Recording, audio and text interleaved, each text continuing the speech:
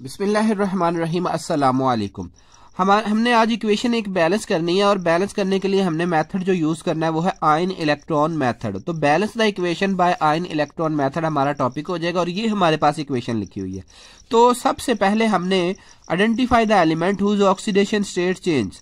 अब उन एलिमेंट की हमने आइडेंटिफिकेशन करनी है जिनकी ऑक्सीडेशन स्टेट जो है वो चेंज होगी। अब वो इक्वेशन गिवन है कि क्रोमियम +3 में है, फिर आगे बिस्मुथ जो है और 7 ऑक्सीजन जो है। अब बिस्मुथ की यहां पर +5 है। कैसे पता चला ये चीज समझे जरा। देखिए ऑक्सीजन का आप याद रख ले तो एक ऑक्सीजन का -2 होता है, टोटल 3 ऑक्सीजन है, मल्टीप्लाई हो गया तो यहाँ पे बेसिकली तो आना चाहिए था -6। इस -6 में से एक नेगेटिव चार्ज इधर लिखा हुआ है, ठीक है, तो बाकी बच गए -5।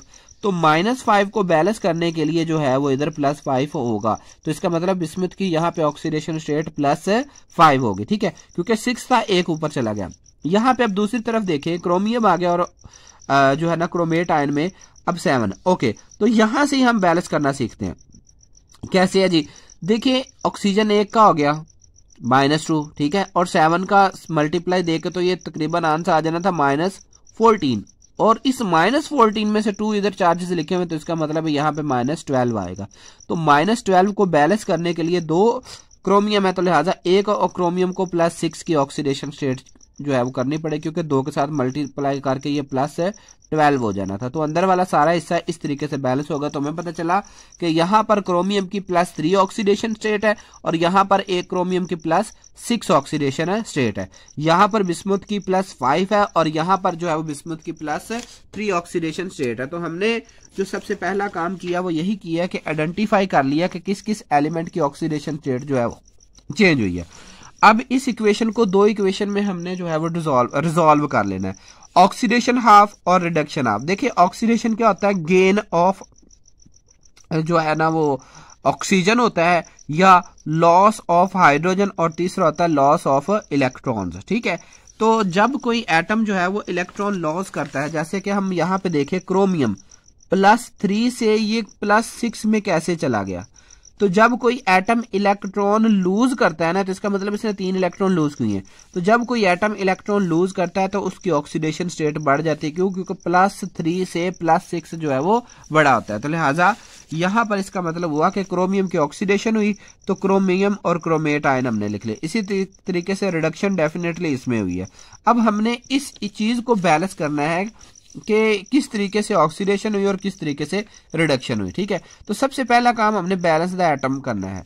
इस इक्वेशन में जो है ना वो हमने एटमों को बैलेंस करना है। अगर हम इस इक्वेशन को देखें तो इधर तो किसी किस्म का कोई ऑक्सीजन का एटम नहीं, लेकिन यहां पर 7 जो है ना वो ऑक्सीजन के एटम है। तो इन 7 ऑक्सीजन के एटम को हमने बैलेंस करने के लिए यहां पर हमने 7H2 ऐड कर लेना। इसका मतलब ये हो गया कि ऑक्सीजन को हमने वाटर के मॉलिक्यूल के जरिए बैलेंस करना। अब इसकी वजह क्या है, देखिए जो आयोनाइजेशन होती है या जो आयन्स बनते हैं कंपाउंड के, वो वाटर में ही बनते हैं, ठीक है। तो क्योंकि ये वाटर में बने हैं तो यहाँ पे हमें वाटर का सहारा लेना पड़ेगा, हमें वाटर के मॉलिक्यूल से हेल्प लेनी पड़ेगी इक्वेशन को बैलेंस करने के लिए भी। क्यों?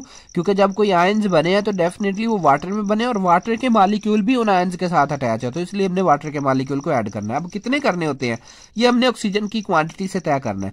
अब यहाँ पे ऑक्सीजन 7 है तो हमें भी 7 जो है वो वाटर के मॉलिक्यूल जो है वो लेने पड़ेंगे, ठीक है। अब यहाँ पे अगर हम देखते हैं क्रोमियम 2 है तो यहाँ पे हमने 2 लिख दिया, ये तो बैलेंस हो गया। ऑक्सीजन यहाँ पे हमने 7H2 मॉलिक्यूल ऐड करके बैलेंस कर लिया। लेकिन ये हाइड्रोजन देखें, क्योंकि इस इक्वेशन में यहाँ पे हाइड्रोजन मौजूद नहीं है, तो 7H2 से मुराद है 14H हमने इस तरफ ऐड कर दी। तो हमने इस इक्वेशन को कैसे बैलेंस किया, सबसे पहले 2 क्रोमियम से मल्टीप्लाई कर होगा और 7 जो है वो H2 ऐड होंगे ऑक्सीजन को बैलेंस करने के लिए, और फिर इस तरफ जो है वो हाइड्रोजन को बैलेंस करने के लिए 14H ऐड होंगे। इसी तरीके से यहाँ पे देखें हम तो इसने खुद बताया हुआ कि 3 बिस्मुथ के मॉलिक्यूल है, एटम आयन्स है सॉरी, तो यहाँ पर 3 से मल्टीप्लाई करके बिस्मुथ बराबर कर दिया। लेकिन इस तरफ जो है वो क्या है, ऑक्सीजन है, लेकिन इधर ऑक्सीजन नहीं है। तो कितने ऑक्सीजन है, जब 3 इधर लगाया ना तो 3 9 हो गए, तो इसका मतलब 9 ऑक्सीजन है। तो जितने अभी मैंने बताया कि जितने ऑक्सीजन हो उतने वाटर के मॉलिक्यूल ऐड कर देंगे, तो 3 9, तो हमने क्या किया 9H2 ऐड कर दिया। अब इस तरफ H2 ऐड कर दिया, इधर जो है वो ऑक्सीजन नहीं था, ऑक्सीजन आ गया। अब इधर हाइड्रोजन नहीं था, तो कितने बन रही है 9 2 आर 18 होता है, तो 18 हमने H इधर ऐड कर देने हैं। अब ये इक्वेशन एटम्स के हिसाब से बराबर हो गई है। अब हमने इस इक्वेशन के चार्जेस बराबर करने हैं, ठीक है। अब वो कैसे करने हैं, देखें इधर से हम हेल्प लेते हैं, यहां पर +6 हो गए, तो इसका मतलब ये है कि एक क्रोमियम ने 3 इलेक्ट्रॉन लूज किए हैं। लेकिन जब हमने इक्वेशन बैलेंस कर ली, यहां पे 2 क्रोमियम है, तो इसका मतलब है 2 क्रोमियम ने मिलकर कितने इलेक्ट्रॉन लूज किए हैं, 6 इलेक्ट्रॉन लूज किए हैं, ठीक है। तो इसी तरीके से यहां पे अगर आप देखते हैं तो बिस्मुथ जो है वो यहां पर +5 ऑक्सीडेशन स्टेट में है, और यहां पर किस में चला गया है, 3 में। तो इसका मतलब ये हो गया कि एक बिस्मुथ ने 2 इलेक्ट्रॉन लूज किए हैं, लेकिन यहां पर जो है वो 3 जो है ना बिस्मुथ के मॉलिक्यूल एटम्स है, ठीक है। तो इसका मतलब है 3, एक ने 2 किए तो 3 ने टोटल कितने कर दिए, 6। अब यहां पर हमें पता चला कि इधर भी 6 इलेक्ट्रॉन हमने लिख दिया और इधर भी 6 इलेक्ट्रॉन लिख दिए, तो इस इक्वेशन में मौजूद जो है वो चार्जेस बराबर हो गए।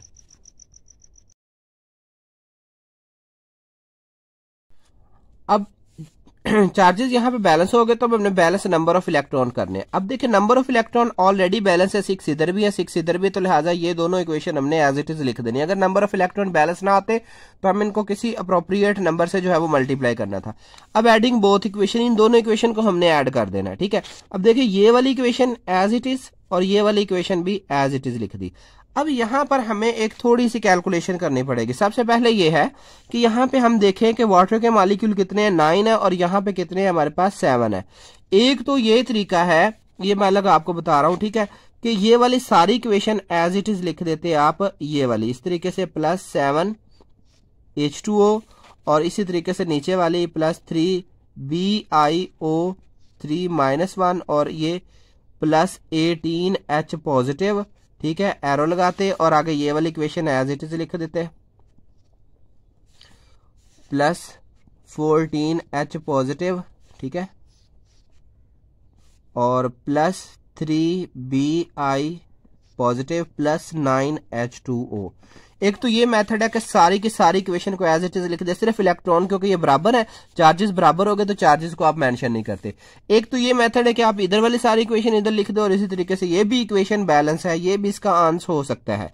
दूसरा मेथड क्या है, देखिए ये 9 वाटर के मॉलिक्यूल है, ये 7 है, तो इसमें से ये वाले जितने मॉलिक्यूल इधर ऐड किए ना हमने, ये जितने जो ज्यादा है वो क्वांटिटी उस तरफ लिख देनी है। देखिए इधर 7 था, इधर 9 है, तो हमने 7 को 7 के साथ बैलेंस किया, और 2 वाटर के मॉलिक्यूल हुए वो हमने इधर ऐड कर दी। इसी तरीके से 18 H पॉजिटिव है, यहाँ पे 14 H पॉजिटिव है, ठीक है।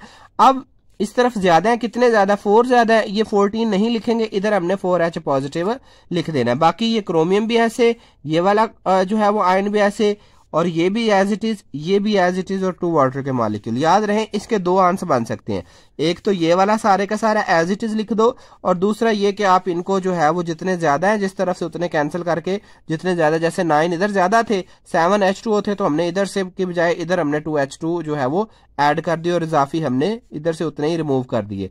सेम इसी तरह यहाँ पे किया हमने, 18 H पॉजिटिव था, यहाँ पे 14 H पॉजिटिव था, तो हमने क्या किया कि 14 इधर से हमने कैंसिल आउट कर दिया, और कितने इधर से भी 14 कैंसिल आउट कर दिया, और 4 H पॉजिटिव हमने लिख दिया। ये इसके 2 आंसर जो है वो हो सकते हैं। जज़ाकल्लाह जी, अल्लाह ताला आपके और मेरे इल्म में इजाफा फरमाए। अगर आपको ये लेक्चर पसंद आया तो अपने फ्रेंड्स के साथ भी शेयर करें, क्योंकि नॉलेज बांटने से उतना ज़्यादा बढ़ता है। और चैनल को सब्सक्राइब और लाइक जो है वो ज़रूर कर दीजिएगा।